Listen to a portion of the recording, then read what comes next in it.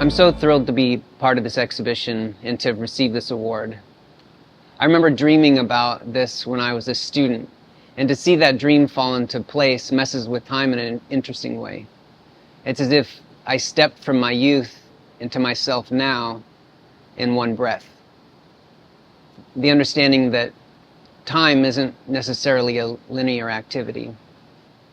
I've been so fortunate to work with many Korean artists at pivotal moments in my creative practice. Many of these artists have defined my own mythology of devotion around making and continue to help me realize the energy I need to grow. I've seen this fire spread to the students I've worked with over the years, and it's an honest testament to Korea's continued impact on ceramic history.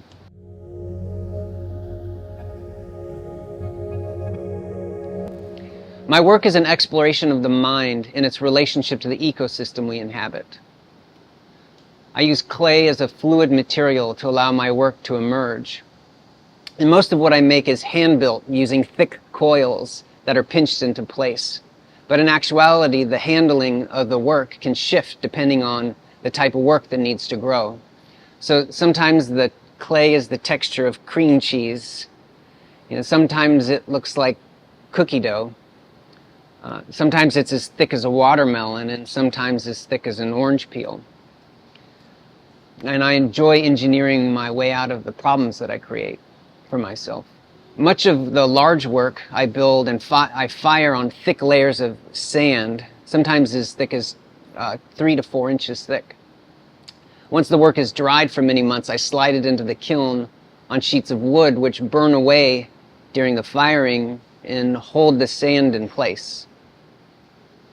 Much of this work is done alone with the help of hoists and jacks and pulleys.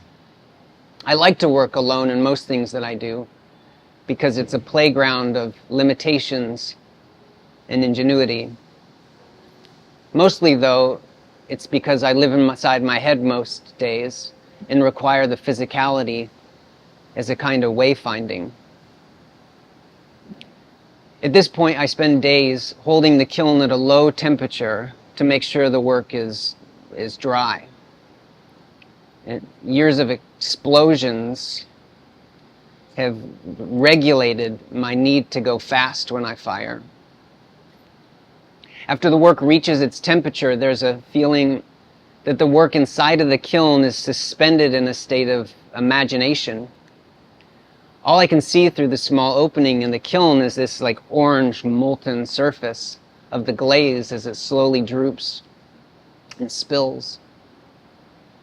All of the possibility of what the work has become takes place in this moment. I take a picture of the work, I picture the work in my mind in this like fluid state, and then I let it go. In an instant, the fire is turned off, the roar becomes quiet.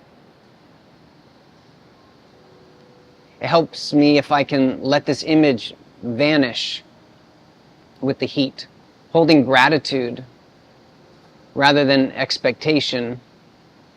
It allows me to peer inside the cooled kiln with fresh eyes. Rarely does my work follow the rules of my imagination. It's always a new state of discovery to be uncovered.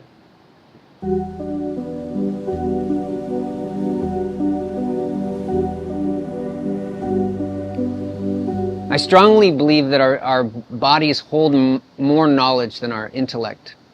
I know that when I begin, truth will unfold in front of me that I'd not intended and that I cannot ignore or shove aside. When our bodies are pulled in one direction or another, we're feeling a kind of barometer in our own evolution as a person. The idea that this can be a guide to the work that we do as people, a measure of the work that actually needs tending.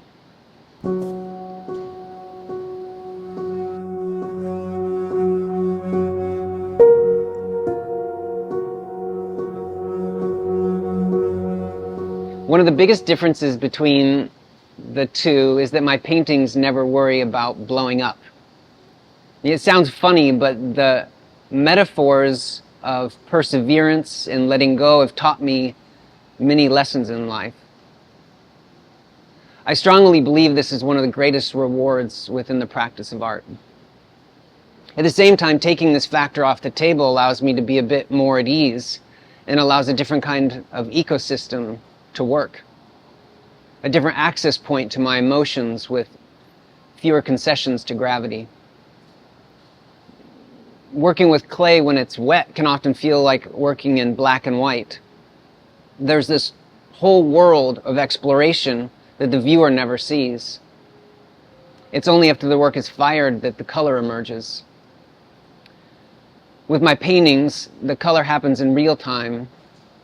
The feedback's instantaneous, which forces me to take space and wait until the colors emerge. The paintings take months to finish, just like my ceramics take months to dry.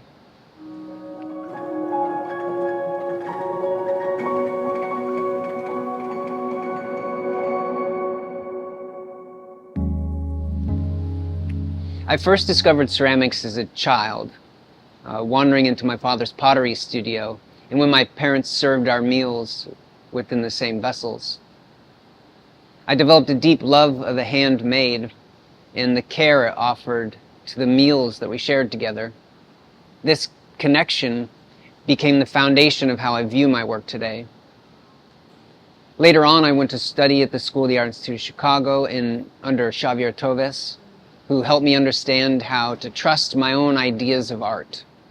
He introduced me to the early work of the European Ceramic Work Center, which reframed my understanding of working with clay in the context of art. I then studied under Tony Marsh and Kristen Morgan at California State University, Long Beach.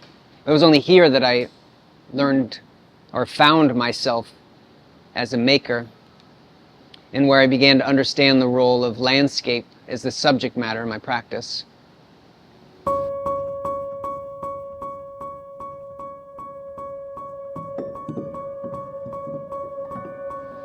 I'm constantly working to break down the many barriers that I hold that keep me from accessing the person that I long to be.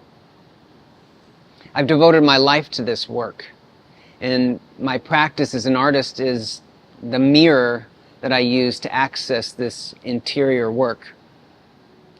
It's the shape of my work taking place.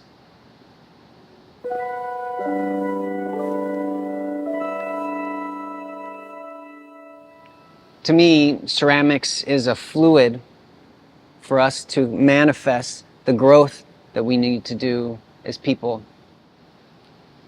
Ceramics is this question being asked through touch. What is this material below our feet? Look how it takes shape. Look how it becomes our memory. Look how it turns to stone.